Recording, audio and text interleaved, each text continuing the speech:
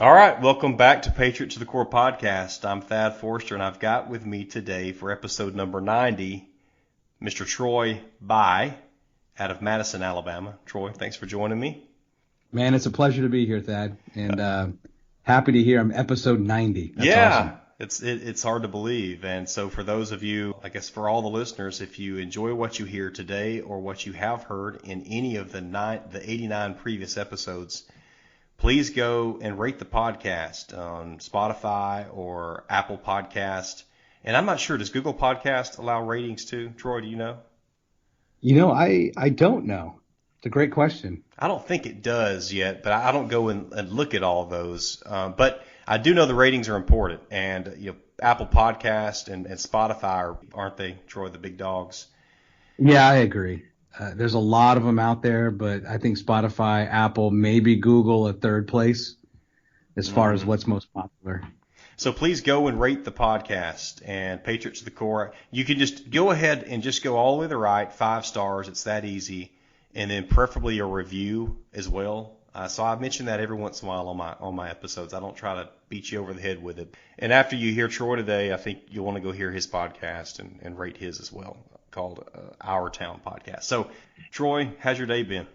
Good day. It's been a busy week for my regular employment with ManTech. We had a big ribbon cutting this past weekend, and my job principally has been to kind of reestablish our market presence here in Huntsville. It was a good day as far as just getting a little relaxation, if you will. We had a really busy weekend, and so just getting back into the swing of things, and it's just fun to set up a new office and bring in new furniture and new security systems and things like that. So it was a really good day. You have lived most of your life in Virginia, the D.C. area, Correct. Right?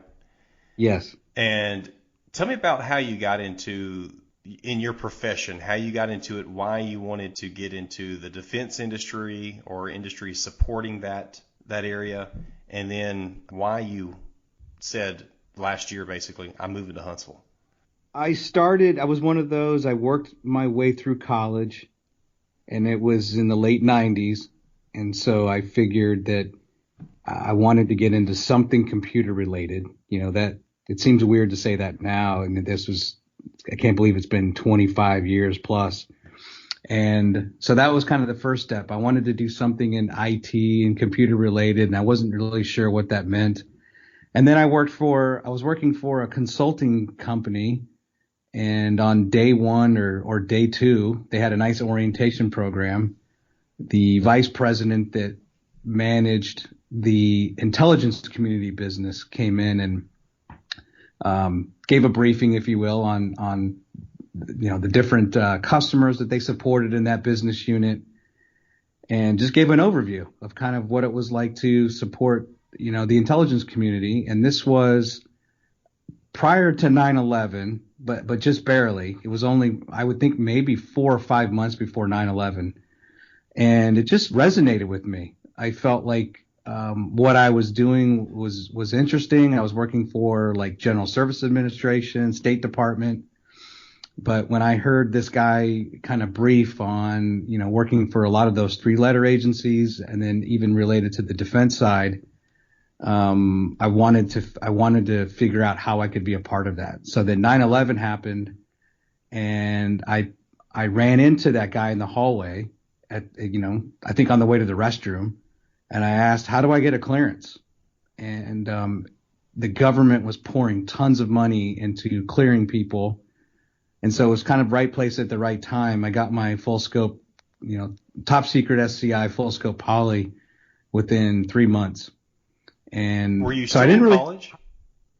I was still like going through my undergrad, and I was like just finishing up. So I was working full time. I was going to school full time, and I was working full time. And I really didn't know enough. It's not like I had a plan. I didn't have anybody in my family that was alive, that had served in the military or had even served as a government employee or a contractor in the intelligence community. I was just really naively just felt like it was something I wanted to do. And before you knew it, I was working in the intelligence community for certain customers I can't really talk about, but it was great. And I just enjoyed every job and responsibility that I had, and I kind of just built up my career. In that industry, there's a lot to be said for just learning how that government agency does business. And you kind of follow some of their government leaders around as they change, their job assignments and get asked to do different things. And so I was with that customer for 20 years, just working for different companies, working on different areas of their business from a kind of a technology perspective. And then the Huntsville opportunity is primarily driven by the FBI, who the highest number I've seen is 6,000 jobs are supposed to move on the Arsenal, where they've built a North and South campus. And so the line of work that I'm in and kind of a cybersecurity front, my past matches up really well with the stuff that the FBI will be running down here in Huntsville. And so I, again, kind of blindly just felt it was the right thing for me to do and take this risk. And asked my company to send me down, let me be that representative that's going to come down for ManTech and try to win some of this work. So it's a tough way to summarize 21 years of my career, but in a nutshell, that's kind of how I got here. Did you look at the military at any point? I know you've seemed to have always been patriotic, and then what effect did 9/11 have on you? I don't think it wasn't that I didn't want to go in the military. I did serve a church mission like you did, and I felt like I wanted to do that as kind of as an initial primary goal. And then I got home from my mission and I got married, and so I just kind of figured that ship had sailed as far as looking into a career in the military, and I didn't know enough to ask questions on what kind of career path. I think it was just so big to me, I wouldn't have even known where to start. I've joked around that I remember when the recruiters would come to our cafeteria in high school, and at that time, I don't know if I could have chosen which branch of the military I would have gone into. And to this day, if a recruiter came in here from all of the major branches, I'm not sure if I could make that decision, because I value all of them. I've never, held one or higher than the other. In esteem or regard, but I think I just wanted to give back to my country. And I just felt like with my circumstance, the best I could do was let me work for a contracting company and just insert myself into and truly be on mission focused. All of my career has been focused heavily on very specific mission sets. And operations, if you will, kind of from an IT perspective, where we are supporting the warfighter or supporting an asset overseas or whatever it may be. So that always just walking across the seal of any of the intelligence community agencies just brought me a tremendous amount of patriotism. Mm-hmm. So you moved here in December of 2021. Correct. You knew very few people. You and I hadn't seen each other since '97, and you quickly started Our Town podcast. And why did you do that? Yeah, I had about 10 years ago, before the term podcast is as popular as it is now, I had my own live stream business. It was basically around high school sports. And I took a lot of pride in building that up. It was a hobby that never really became a viable business, because that gets into just when you're trying to do something for high school sports and, the state of Virginia in this case, or the regions throughout Virginia, it can get a little political. And it's just difficult because, it's involving students, and it's involving, any success I have takes away from the success the school may have in selling tickets to a game and selling hot dogs and hot chocolate and things like that to those that would normally come to a game. So it was a lot of fun. It was literally I built that up from single microphone and a digital recorder from the first time I did a game to 4 cameras, 5 televisions that we're looking at. I probably had 8 people on my staff. We were doing instant replay, just a full on, as if you were watching a college football game. That was my goal.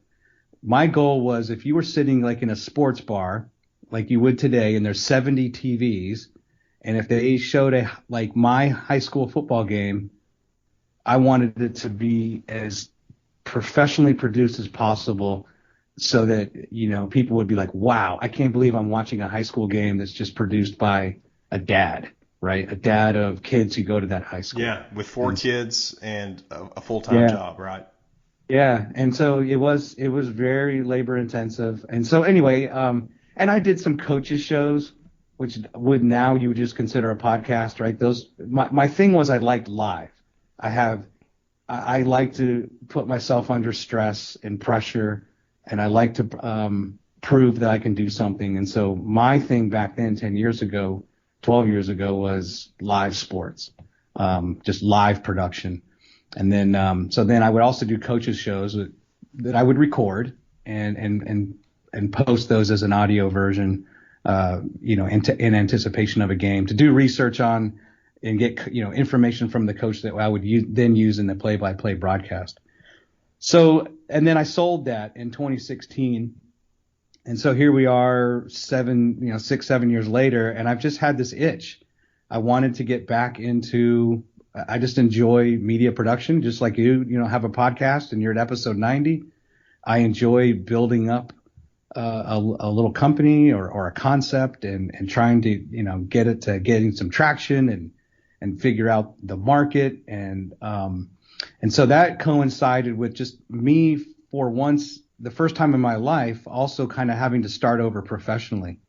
Yes, I stayed with my company as I moved down here, but as you just said, the only person I knew that lived in Alabama was Thad Forrester. And so for me, I thought, okay, in addition to whatever I might do as part of my job and meeting people and getting to be known in the community, what can I do to kind of intensify that effort and quicken my ability to be known in the community, that would ultimately just help me as an individual, help my family, and help me within, my position at the company. And so I purposely chose our town to represent that. I have adopted this as my new hometown. So it's my town just as much as your town. It's our town. And that's the thing I enjoy, is, naming a company and branding it and creating a logo. And now we're at episode 13, and I'm doing it every single week. And yeah, it's just, I'm kind of one of those people where I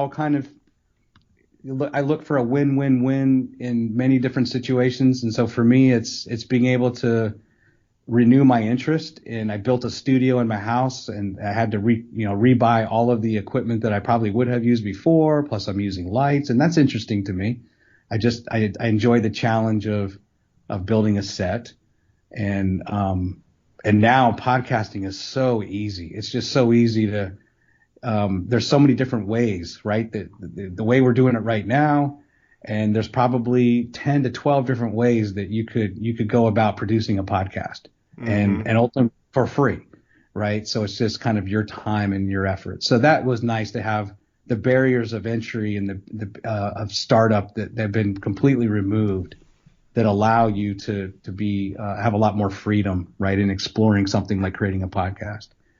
So I hope that makes sense, but it's multifaceted. But at the end of the day, it was, and I've been here 6 months, and I think it's working. Is I just want to, I'm excited about being here. My family's excited, and it's just an extension of that excitement to just throw my arms around this town and just embrace how much I love the fact that we've moved to Alabama.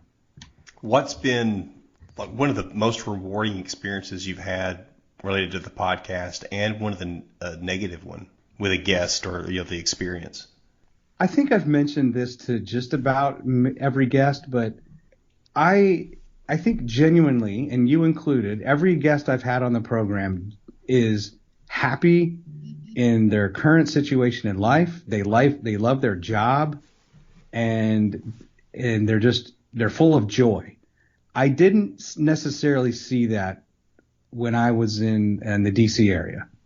I came across a lot of people where maybe they were second guessing their career choices or otherwise just burdened and stressed out or something where that's just been a real joy for me is to talk to people that are just thriving, in their career or with their family or otherwise just have nothing good to say about Huntsville. Yes, it's now ranked number 1 according to the U.S. News and World Report, right? The best place to live. Mm-hmm. And it just seems to be that's just personified in each of the guests.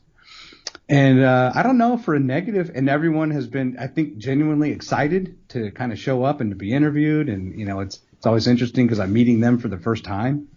But I don't think I can think of a negative. The negative is probably maybe we go too long. Has anybody though said no? I'm not interested yet. No, not yet. Okay. I've had one guest that I think he's just too busy with what he's got going on. There's a part of me that would kind of like to do it where it's very tied to current events. Just like that's what the news is there for, right? Yeah. Like something happens at 3:00, well, it's going to be on the 6:00 news. And every now and then I got lucky in episode 8 when I interviewed Chad Emerson, who's the CEO of downtown Huntsville. It just so happened and I had him scheduled for about 6 weeks to come on the program. And on Monday of that week, or maybe it was Tuesday of that week, is when the new U.S. News and World Report came out that we were number 1. And I was going to interview him the very next morning. So that was like perfect timing. And that's kind of something I would love to continue to hopefully have where we talk about something very topical with a particular guest. Yeah. But, that's not always going to be the case. So, no, I haven't had anybody say no. There is somebody I would really love to talk to that runs a business in Huntsville, but I honestly think that they just have way too much in their schedule, and then they look at where does coming onto my program fit into their priority. Probably pretty low. What possessed you a few weeks ago to join us for the JAG 28 walk and to walk 28 continuous miles? Because you put yourself through it. I was very impressed. But why did you even do that? You didn't know my brother. No, but, I did it first for you. I mean, you're someone that was, a very special part of my life, and we were doing something very, special to us when we served our missions. That's something that is a huge part of my life and has taught me. I learned so much from that experience. And so any opportunity to reconnect with someone, so moving to, you have every intention, I think, to keep in touch with people that you went to high school with or college, but it just gets so difficult. And I look at the number of friends that I had that I'm not able to keep in contact with them because life gets busy and it's just not, it's somewhat impossible, right? To keep in touch with every person that you could. And so part of it, I think, is just, you get to that stage of life where like, man, it's great that someone like Thad Forrester's coming back into my life. And, I want to do what I can in the fact that he only lives 15 miles from me. And I know I never met your brother, but I know what ultimate sacrifice he gave. And I know what how hard that must be on your family. I can't empathize, but I can sympathize. And, I like to do hard things. Selfishly, I wanted to put my body through a rigorous test like that to see how I would fare.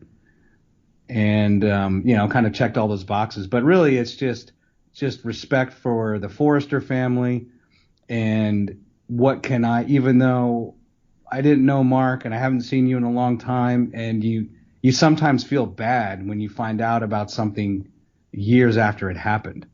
But, so for me now, it's like, okay, what can I do? What little bit can I do to, to kind of give back to the Forrester family or just, provide some of that extra love and support? to you all. And I certainly appreciated it. That's a unique time to spend a day, with people. And I don't ever want to make people feel obligated to do it. A lot of people say they'll do it, and very few end up, that way. I've never wanted to make people feel put on the spot, but you said I'm coming, and I was glad that you did. And I know you were in a lot of pain. You had some blisters, and you pushed through it. We walked by our vehicles at about mile, was it about 20 or 22, something like that? 21 or something, yeah. And you could have stopped. We all could have, right? And nobody did. But then at the end, after we finished the 28 miles, we did memorial push-ups. What were you thinking at that point? I was excited it didn't involve using our feet. So I was more than happy we could have done 100 push-ups. I would have been fine with that. I was worried a little bit that my feet wouldn't be okay just getting into the push-up position, but no, that was easy. That was the easy part. Okay. And you know what? It's like, I guess it's a little bit, I think we joked around about this, and I have had, my wife has had 4 children, and it's a very painful, experience for any woman to give birth, but somehow you forget those feelings and then you do it again. So like, I just remember thinking, even that night, I couldn't wait to do it again the next year and just be smarter about taking care of my feet and having better equipment. And just, I genuinely was excited, even though I was in terrible pain and bleeding and, would be picking skin off my feet for days. Yeah.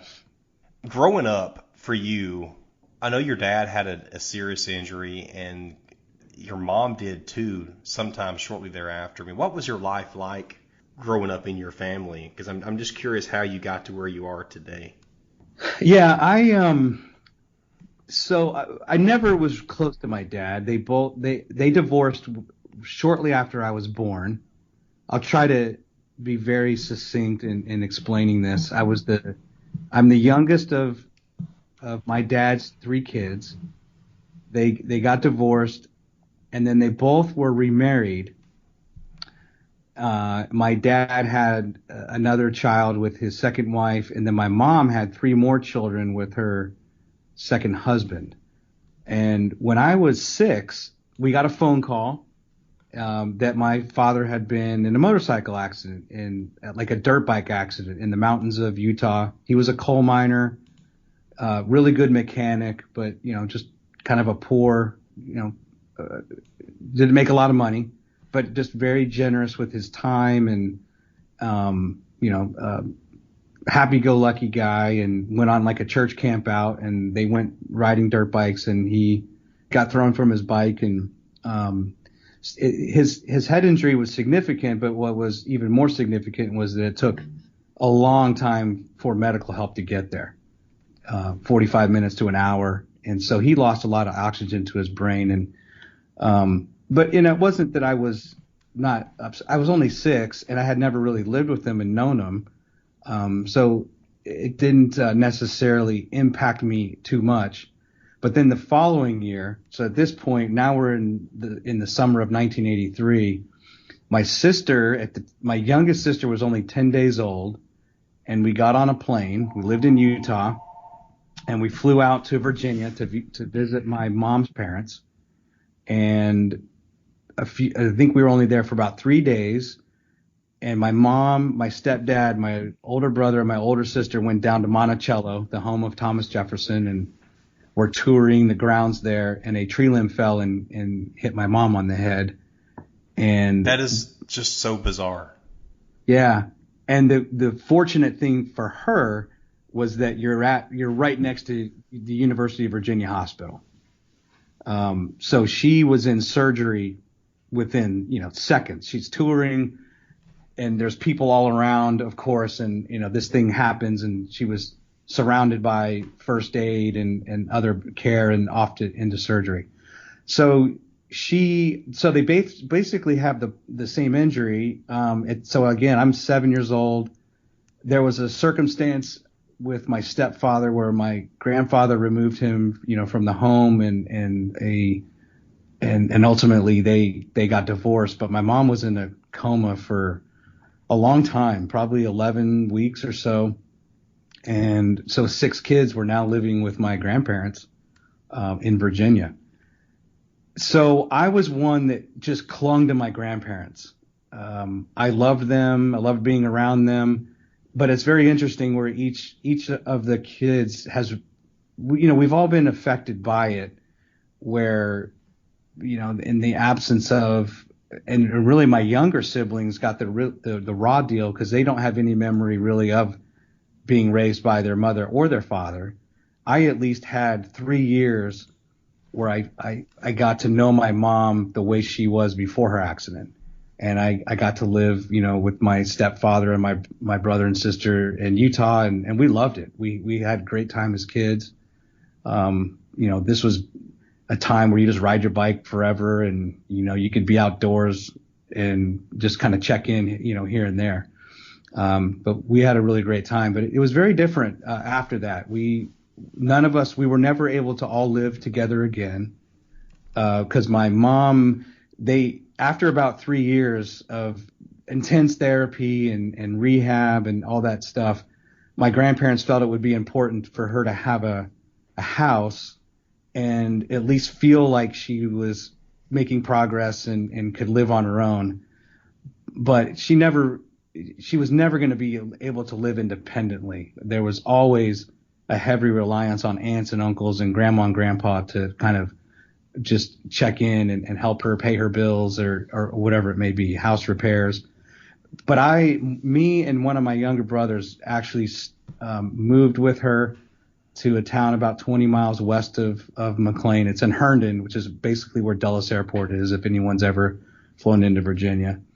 And so I lived with her from basically 5th grade all the way through when I graduated.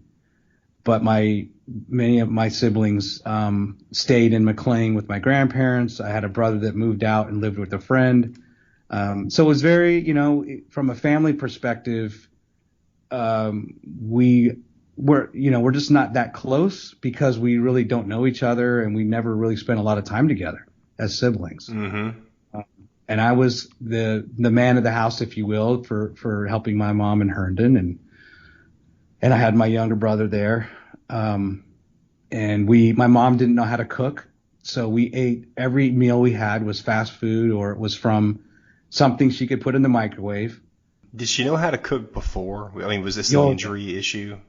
Yeah. So when you have traumatic brain injury, what happens is you're going to lose a lot of those motor skills, and she just didn't know how to cook anymore.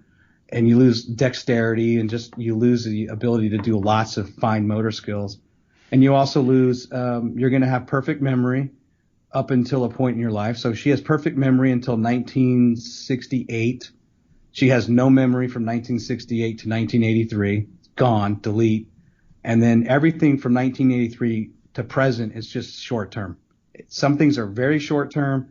Some things she will remember. And there's a lot of things she won't even remember that she just told you 5 seconds ago. And that's the same way with my dad. She still feels like it's 1963, and that's the way life should be. And she has a really hard time with the advances, that we have now in society and technology and stuff. It's really hard for her. Did you ever feel gypped? Did you ever feel mad? Like, hey, man, I didn't have this. I don't know. Did you have people to go talk to for advice? Did you have some fatherly figures or more motherly figures that you could lean on at times? Yeah. It was just more support. I mean, I clung to my aunts and my uncles and my grandparents, and I certainly probably looked at all of my coaches, whether it was, a baseball coach or a football coach. I would look for anyone that could be a good father figure. And so going to school, or a motherly figure, I certainly sought more in a relationship with a teacher than just a teacher. I would just observe and try to see what kind of person they are, or and try to emulate and look up to them and say, okay, yeah, in the absence of a mother or father, when I become a mother or father and an adult, they live their life in such a way that's a good example for me. And so, yeah, I really relied heavily on what I observed in the community or at church or at school for role models. Not a lot of sit downs and Q&A and understanding the mysteries of life. And I just probably didn't ask enough questions. Most things I've learned have been just as an adult. And, when you're now like, well, I have to work to provide for my family and I need to start asking some more questions and I think I've been blessed and fortunate, but I never felt, I always felt like it was actually the best thing that could have ever happened to our family. I don't think that life would have been so good if it had never happened and we went back and lived, because of a lot of the things that were going on in the home that I would probably become aware of later in life. But for us, it's like our mom kind of was our personal savior in a way that removed us from that was going to become a very potentially, dangerous living environment, and really provided us an opportunity to thrive in life through other means. So I don't hold any resentment. It's made me into who I am and the way I look at things and the work ethic that I was able to, develop at a young age. And I'm not really quite sure if I would be nearly the same person I am now had it never happened. Yeah. What impact did your full-time mission have on you? Because I want to say too, unless you've served one like the kind that we did, you just don't know. Looking for people like friends of mine, they don't really know what it was like. It's hard work. It's really hard. It's very rewarding. There are ups and downs, but I know that you were a very good missionary. You were very effective. I know you worked your butt off, and you also were in the Spanish-speaking program too. So that's not easy. I mean, I was an English-speaking guy, but what did that affect, or what did that kind of have on you as well, the effects, and help you grow and that kind of thing? Yeah, I actually shared this once in a job interview.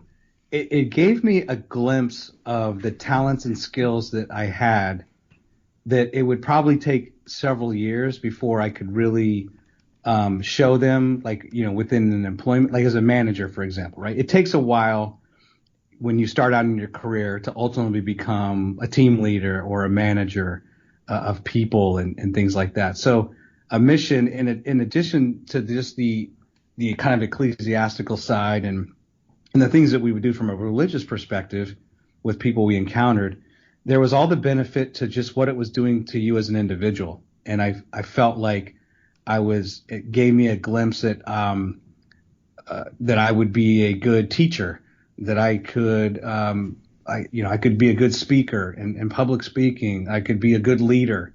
We would, as far as the people that I had responsibility for, I could be a good manager. So it provided an opportunity. Even before, I only had one semester of college under my belt at that point. But it really allowed me to have confidence in myself, so that when I did come home and I did go to college and finish up my degree and work, I knew that there were skills that were there that it kind of helped me a little bit with my path and my profession. But I also knew that ultimately I had talents and skills and abilities that I probably would not have developed at all, or at least had any insight had I not served a mission, if that makes sense. Yeah, that's well said. I agree with that 100%. I went to an interview once, and they asked me, like, what's one of the hardest things you've ever done, kind of in your career? And I was like, let me take you back to something I did as a missionary, where we actually did a boundary change and provided a boundary change for creating another mission, and all this data that we had to collect and figure out and we had to forecast, so it was kind of this first opportunity to forecast what something would look like based on past data, the trends that we figured we were getting missionaries wise. And then ultimately, how do you draw the line across a whole city on which should be considered like the North and South mission? I just thought that was a great case study of things that would go on in any business. Yeah. Right. As you try to develop what's one region over another. And I shared that experience, and then the lady was like, "Wow, that's interesting. How old were you?" I was like, "Yeah, I was like 21." Unfortunately, so your dad died recently, I believe in April. Yeah. What kind of emotions or memories or kind of reflections has that drawn out of you these last few months? If anything, I just feel bad and I feel sorry for him that for 40 years he didn't really get a chance to, be himself. He's kind of trapped, in his body, and he was a very funny guy, and I think he would wake up at 4 a.m. He was in like it's called the Orem Rehab Center there in Utah. Kind of a place, I wouldn't say it's probably the one step before hospice for most patients that were there, just lived there in kind of a hospital setting. But he would get up at 4 and wanted to be the first in the hallway to wave to people and greet them. And I just feel bad, right? For when these things happen to people and it was more of his life as a handicapped person than he wasn't. And those are some of the emotions, but I'm also now, I believe that he is, free from that and doesn't have those impairments anymore, so I'm more joyful that he's out of that situation. But I never really knew him as a father, so I don't have any of those memories or things that I think upon. I've just known him as someone who over time it just got a little bit more debilitating, harder to understand. It got to a point where he was in a wheelchair, and then it got to a point where he didn't know who I was. For anybody that has someone in their family that has Alzheimer's, or that's basically what happens, where they're talking to you but they have no idea who you are. So if anything, it's just maybe a little bit of just what could have been, right? And just to be able to interact with him, and talk with him and have a little bit of that father-son relationship. How do you think your life, your early life, and your mission, how did that prepare you, to be, in the leadership positions that you have been in the last several years? And how did it impact like how you interact with and manage, people in your company? Somewhere along the way, I think certainly as a missionary, whether or not someone, accepted our message, it taught me to genuinely care for every person I came in contact with. And I was genuinely interested in learning about that person. It's almost like doing an interview with just every single person. What brought them to Utah, and tell me about your family. And, so that experience really set the stage for then becoming a good manager later, where you got to know your people, or as a good father, right? To know your children. But my success a lot has just been in truly people recognizing that I truly care for their welfare, which then helps you as a leader to lead people and to get more out of them, or to get more level of commitment, and they enjoy their job when they know they have a manager that truly cares for their well-being. And I think that's something that has just stuck with me, and it doesn't matter what I'm doing, that same principle applies. It could be a team of 3, or it could be a program I just left with 160 plus, but I knew every one of their names, and probably had a lot of information and facts because I just cared. And I know that people will respond to that. They will respond to know when someone truly cares about them. And so, and I think that really started just knocking doors and meeting complete strangers, and then hopefully those turned into friendships, and or otherwise just a level of respect. And that, I feel like that has paid huge dividends how I approach the work I do. And now here in Huntsville, to truly care about those people that now are in my new community. What advice would you give people moving to a new area, new city, new state, new town, whatever it may be? Just get involved. It's funny. I was actually just thinking about this the other day. I haven't necessarily taken the step yet where I've gotten to know all of my neighbors, but certainly when it comes to, from a business perspective, you get involved with the Chamber of Commerce. If, depending on what industry you're in, if your company doesn't yet belong to the association, then get them to belong to the association. You start going to the events. I just came back from an event before talking with you. And those are things that have to become top of mind, where it's extending yourself beyond just your primary function of your job, to say, what is it that I can do? What is it I can attend? Is there a board I can be on, a committee? I'm picking up pickleball now. I want to start playing pickleball. You just get involved, and you have to extend yourself a little bit. Yeah. And then it just makes life that much more enjoyable. And I think in Huntsville it's nice because it doesn't take us long to get from one side of the town to the other, and there is so much to enjoy. But I think it's just get involved, and people they're so nice here, and it's just such a community feel. And I would do the same thing in any other part of the country, but I do think there's something a little extra special about Huntsville. Well, I've always said that if I moved somewhere, especially outside of the SEC, outside of Southeastern Conference area, I would get, a clock or something, for one of the teams of that area and support and take on that team. Now, if I moved, to Tennessee or something, I don't think I would get a Tennessee and start becoming a Tennessee fan. But what I mean, when you move a little ways away. Yeah. But I've said this before, Troy, and I know you've talked about it a little bit on your podcast, but you have done what very few people do, and you've really embraced the area. And for me, I went to school at the University of Alabama, and we had a lot of people. Mostly this was through church, because Alabama has, or at least had, a very, very high-ranking law school. And so people came in from all over the country. And I just remember so many people, and it may have been their spouse as well, they just did not like it. They were coming from somewhere, 1,000, 2,000 miles away, and it was a big change because there was a culture difference and humidity difference maybe. And I just remember I just kind of got tired of people bashing it, because I understand you don't have to like it, but I kind of got defensive in my head. And so when I met people who just embraced it, whether they were going to stay or not, if they just took it all in while they were there, made the most of it while they were there, I just always made note of that and really appreciated that.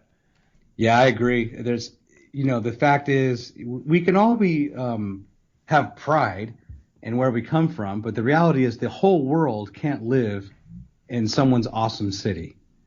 So as much as I love the Rocky Mountains and I love the beaches of Florida, and that doesn't mean that that's the end all be all.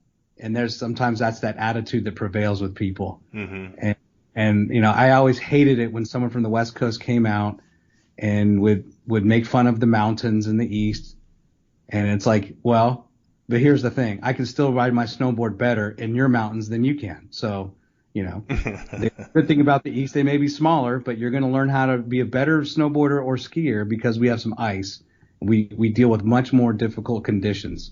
But, it's just people's human nature. Yeah, certainly. You may be the biggest Trash Pandas fan there is in town. I tell you, man, there's so many things I love about the Pandas, and had never went to a minor league game in my life, and I am now I'm a huge fan. I was actually at the game last night.